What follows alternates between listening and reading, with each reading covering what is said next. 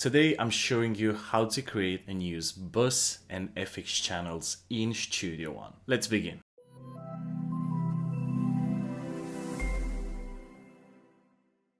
Before we start, don't forget to check our channel for even more content like this. A like, a share and a subscribe would also be very helpful, and if you're a music industry professional looking forward to expand your network, check our brand new platform, thetalentuniverse.com. Now let's get back to our video. So we're jumping straight away into the project. This is what we're working on during the live streams that we are doing on this channel. We had the first one last week and the next one will be these days, and we will keep working on this. So I'm waiting for you to be there. This is an instrumental, a hip hop instrumental basically, and it sounds like this.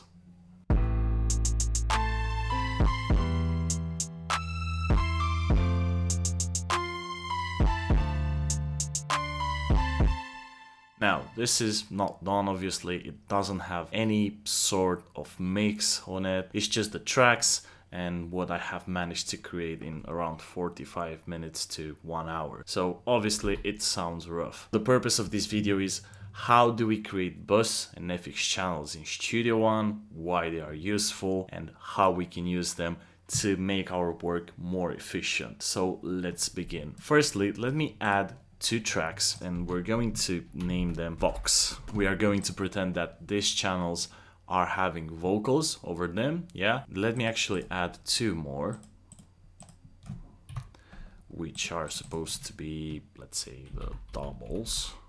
Yeah, one for the left, one for the right. Another 2 audio tracks, which are, let's say, ad-libs. So I have 2 tracks for the vocals, 2 tracks for the doubles of the vocals, and 2 tracks for the ad-libs. When I'm mixing them, I don't really want to apply the same plugin over 2 identical channels. As in, I have 2 vocal channels, yeah? If these are lead vocals, they will be the same type of audio, the same type of vocal, the same type of intonation, maybe amplitude, you name it. So it would be more efficient if I would apply only one plugin to work on both of them at the same time. And this is where buses are coming in. If I want to create a bus channel for these 2 specific tracks, I can just select them both, right click, and I have the option add bus for selected channels. I press that and bam, we have bus 1, which always comes at the end of the console because it is a bus, and the buses and FX channels and VCAs and auxiliary channels are being separated from the audio channels and the MIDI channels. If you can see here, for the doubles and ad-libs, we have the output going into the main, which is this one right here, the master track, if you like. The vocals right now are going into bus 1, so they are not going straight to the main output. They will first go to bus, and then from bus they will go to the main output. Obviously you can change this along the way if you want to create extra buses or something like that, but by default when you do that they will go into bus. Also, if I want to add, let's say, a separate bus channel, so this is bus 2 and I'm going to name it, let's say, DBL. This is going to be Vox. Now I have this bus channel, the second bus channel. I will go to doubles, select them both, and then select double. Basically I'm telling them you go into the double bus, and from there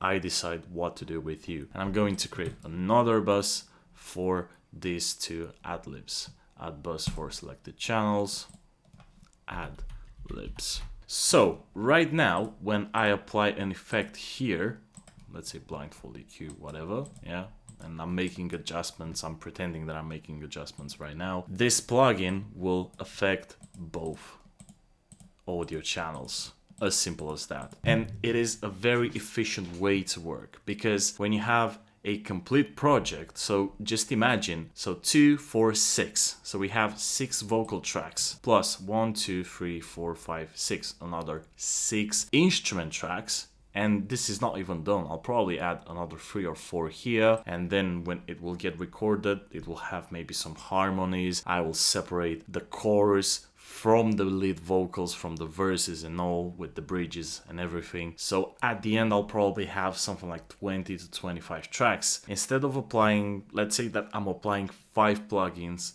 per track, instead of applying 125 plugins, I'm only applying 60 to 65 plugins. So that's half of the number that I would use normally. And this is good for your computer, for your machine, because these plugins, especially when you're using heavy plugins like Auto-Tune, for example, pitch correction, those are heavy plugins. They are using a lot of resources. You want to save as much as possible. And this is where buses are coming in, basically. So you take multiple tracks, send them into one single bus, let's say 5 tracks, 25 plugins normally, boom, you only use 5 plugins only for those 5 channels. It is a very big performance economy there. I always tell people to use buses when mixing, and I will keep doing it until I stop making videos here on this channel. So let's say that on the vocal track, I want to apply a reverb. There are 2 ways to do it.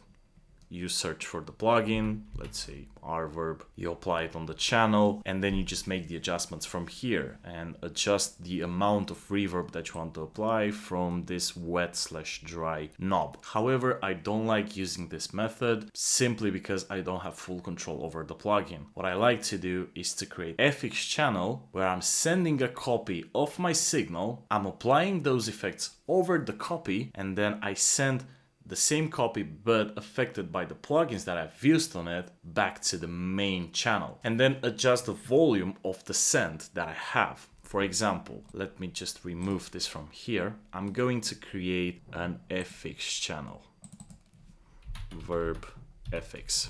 Now, when I'm working with effects like reverb and all, I prefer to use an FX channel as it's simpler. It also makes the separation between buses and FX channels, and I'm not, as you can see, I'm just not having this send here, the send field, but I don't need it because the FX channel is basically a send. Now, I'm going to apply reverb on this FX channel.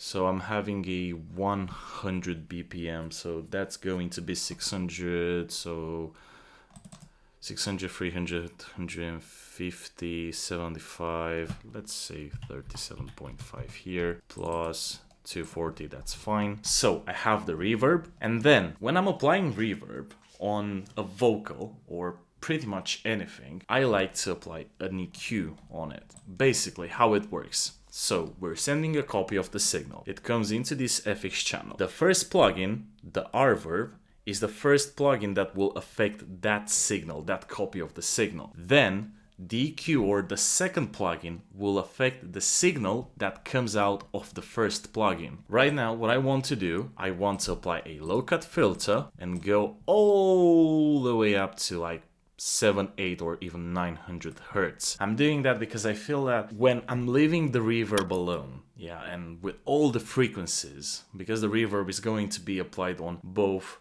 the lows and the highs, including the mids in between them. I don't really want the lows here because the lows, they can take over it very easily, and I don't want that. I want that crystal sound coming from the reverb. I want to enhance the highs most of the time. There are situations when obviously maybe I go down to 300. I want those mids because here we have most of the information in a voice, but my take on reverb says that I don't want anything from the lows. And now let's say that I want to apply this reverb over the vocals. I have this send field here, I'm clicking the plus, and we have the verb FX. And from here, I'm just adjusting the volume of it. Let me put it into a practical example. Let me take the main melody. I'm going to send the verb FX. Let me solo it.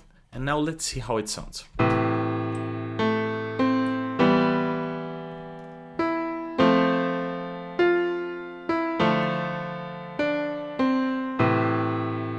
I think I can make it even longer. So right now we have 2.4. Let's make it 4.8 and let's see how it sounds. So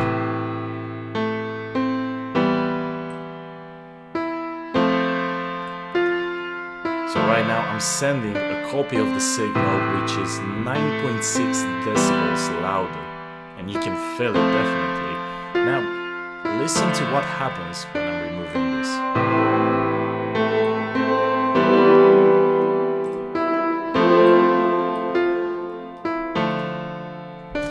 But see, the main idea that I want to show here is that Now I have full control over this reverb. I can do whatever I want with it. And yes, it is true that in this specific plugin I have options for dumping, for the reverb itself, like the pre-delay time and anything, yeah? And I also have an EQ where I can remove those lows and the mids, the low mids. But to be completely honest with you, I'm not only doing EQing over a reverb. You will probably see me adding a small delay, probably adding a flanger, and so on and so forth. So I like to get creative with it. So that's how you apply effects using this FX channel. So yeah, you can become very versatile using them. Add reverbs, delays, enhance the highs, parallel compression. We'll have a video about that soon. They are one of the most powerful tools that a sound engineer or a mix engineer can have. They are very, very good, and I just recommend using them. Right now, you should have a brief idea on how to create them, how to make sense, how to send from a channel to a bus. For now, this is it with this video. If you have any questions or any feedback, I'm waiting for them down below in the comment section. Also, don't forget to give us a like, a share and a subscribe, as it helps us a lot and it motivates us a lot. Until the next time, take care of yourself. Bye bye.